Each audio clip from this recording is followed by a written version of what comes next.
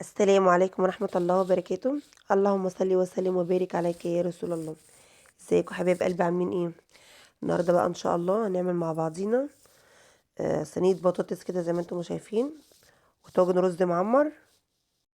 يلا كده نصلي على رسول ونقول بسم الله الرحمن الرحيم ونشوف هنعمل ايه.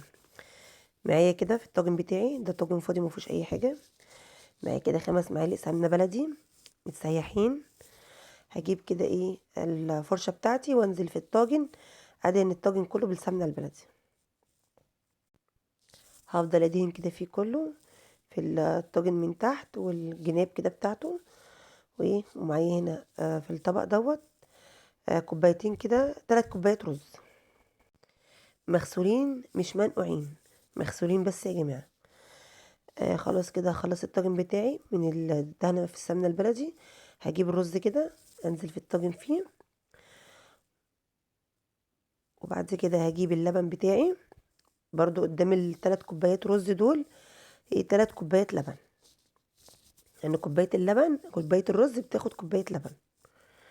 هسوي الرز كده بتاعي في الارضيه بتاعت الطاجن. هجيب كده الكوبايه بتاعت اللي انا عايرتي بيها الرز، برضو هعاير بيها ايه اللبن. بصوا بوريكم اللبن ده انا كنت غاليه من بالليل وشايله الوش بتاعه، وايه سخنته بس ما غليتوش. وشفت الوش برضو اللي طلع منه ده، برضو خدته حطيته في قلب اللبن.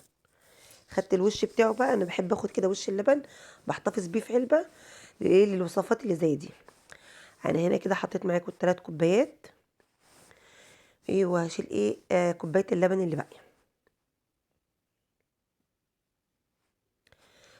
طاجن الرز معمر ده بقى حكاية والطعم جميل.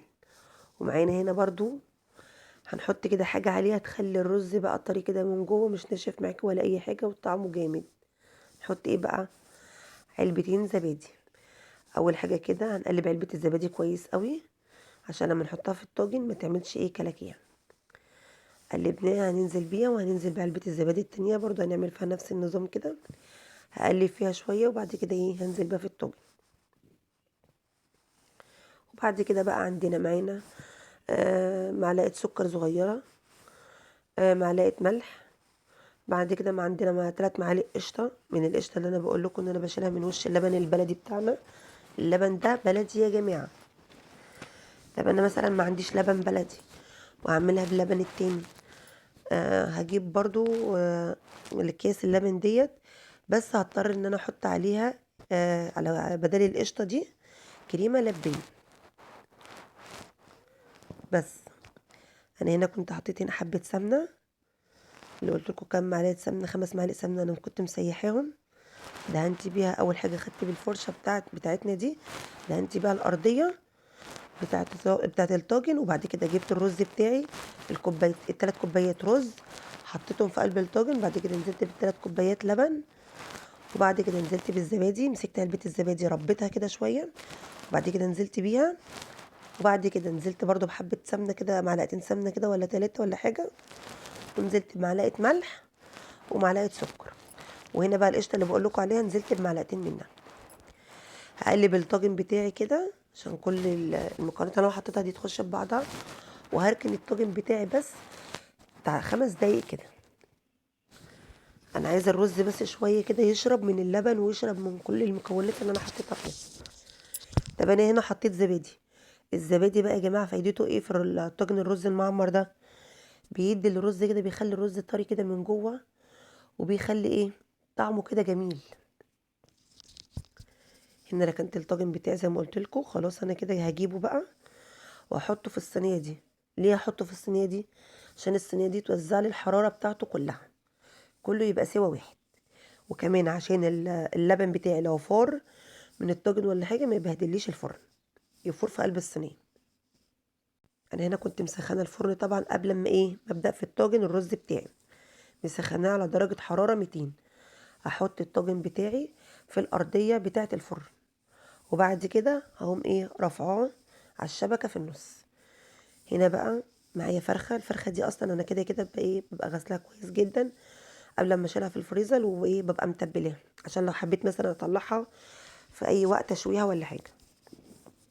هنا كنت عند الحته اللي فاتت دي كنت بشرب بصلايه وحاطه عليها فلفل اسود.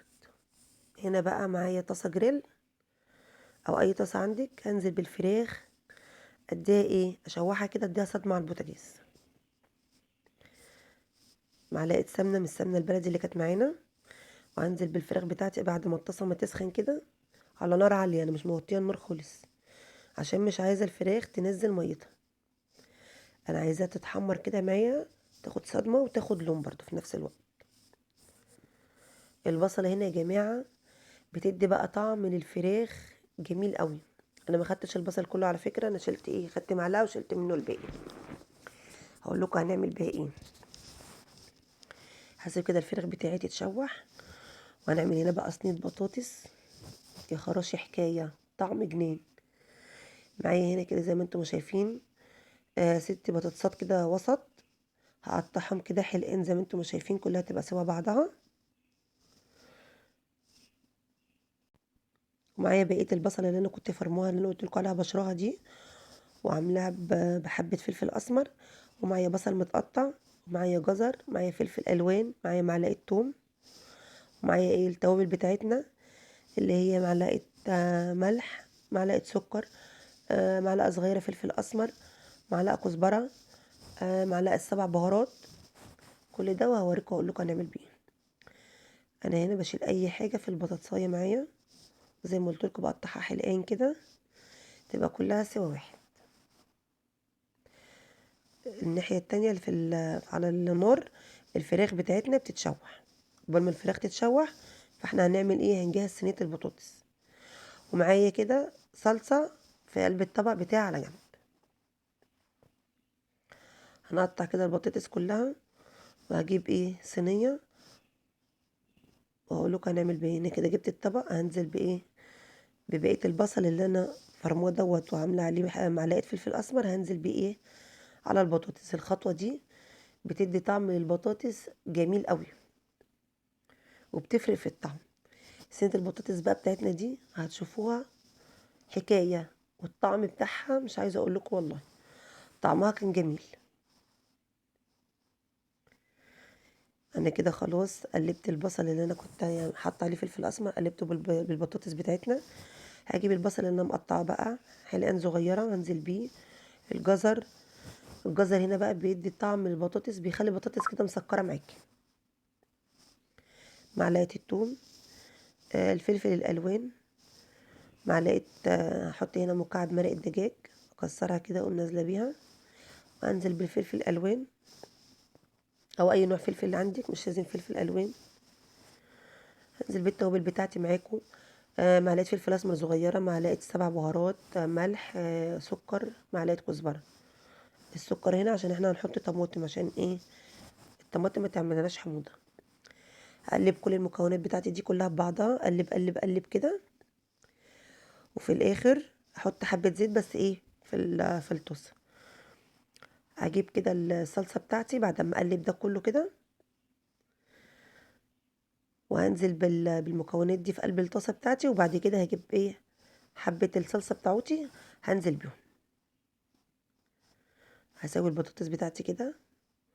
انا ما حطيتش في الطاسه بتاعت الصينيه بتاعتنا دي قبل ما احط فيها البطاطس بتاعتي والمكونات بتاعتي دي، ما حطيتش فيها زيت ولا اي حاجه، انا نزلت بالبطاطس بس كده. هقلب كل ده ببعضه، وبعد كده ايه هجيب الصلصه واقول لكم اللي معانا، واقوم حاطه على البطاطس كده، واخلي ايه حبه. هقلب البطاطس بتاعتي دي كويس كده في الصلصه. وتعالوا بقى نشوف الفراخ بتاعتنا بعد ما اتشوحت. هنقلبها كده على وشها التاني، نستناها ايه لما تاخد برضو ايه لون على الوش التاني. انا هنا مش بسويها يا جماعه، انا بس بديها صدمه، ولو فيها دم ولو فيها اي حاجه تنزل. ما شاء الله صينيه البطاطس بتاعتنا ما خدتش معانا وقت، والفراخ ما شاء الله استوت عليها بسرعه. الخطوه دي بتفرق جدا يا جماعه في الطعم. هنا احط حبه زيت على البطاطس، واقلبها شويه عقبال ما ايه ما الفرخه بتاعتنا تتشوح كده من الجنب التاني. وهجيبها واحطها ايه على وش البطاطس، وهغطيها وادخلها الفرن جنب الطاجن. هنا خلاص بقى راح اجيب الفراخ بتاعتي. الريحة كانت جميلة، بص خدت لون ازاي عامل ذهبي كده وجميلة ازاي. هرص الفراخ بتاعتي بقى في قلب الصينية،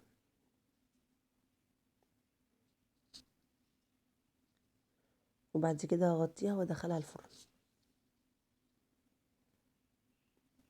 انا ده كله حاطه الطاجن بتاعي على درجة حرارة 200 يا جماعة، اعلى درجة عندك في الفرن. حطها على الارضية، وبعد كده بعد ما الاقيه كده وشه اتشرب من فوق، هقوم حاطه على في الشبكة في النص، وهقوم سايباه براحته عقبال ما وشه بقى يتحمر وياخد اللون بتاعنا اللي انتوا هتشوفوه دلوقتي.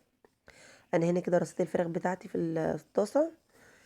الحبة البهاريز دول بقى مش هسيبهم، ده دول اللي فيهم السر كله، لازم انزل بيهم على على وش الفراخ بتاعتي.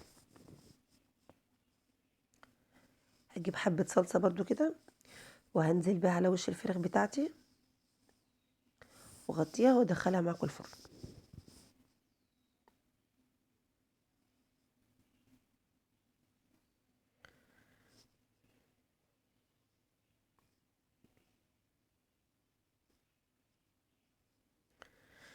زي ما بقولك يا جماعة، الجزر هنا بيفرق في طعم البطاطس جامد قوي، بيخلي البطاطس كده مسكرة معايا. خلاص كده لفيتها.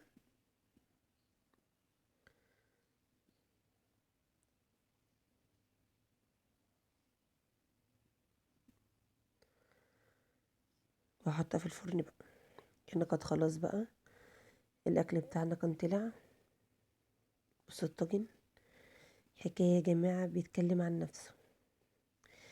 مش محروق من تحت، القعر بتاعه مش محروق، الطاجن بتاعي مش محروق من تحت. الرز بتاعي طالع مفلفل وطري من جوه وجميل، حاجة كده طعمها تحفة والله. بس انا هنا باخد معلقة. هجيب لكم برضو حاجة اخد بيها خرطة كده عشان اوريكم الرز بتاعي لا محروق من تحت ولا اي حاجة، وطالع طري من جوه ومستوي، وحاجة كده فوق الخيال. زي ما قلت لكم هنا الزبادي بيفرق في الطعم جامد قوي، بيخلي الرز كده طري معاكي كده من جوه وبيديله طعم جميل.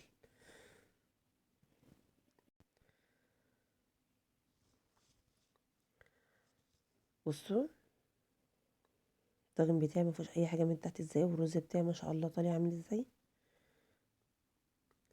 والله امشي بالطريقه دي وانتي هتاخدي احلى طاجن رز معمر.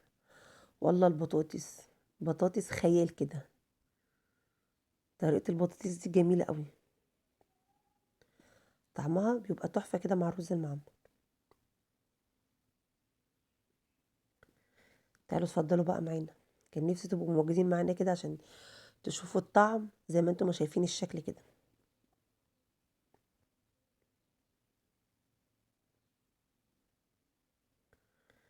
والله يا جماعه الكاميرا عندي ظلمه.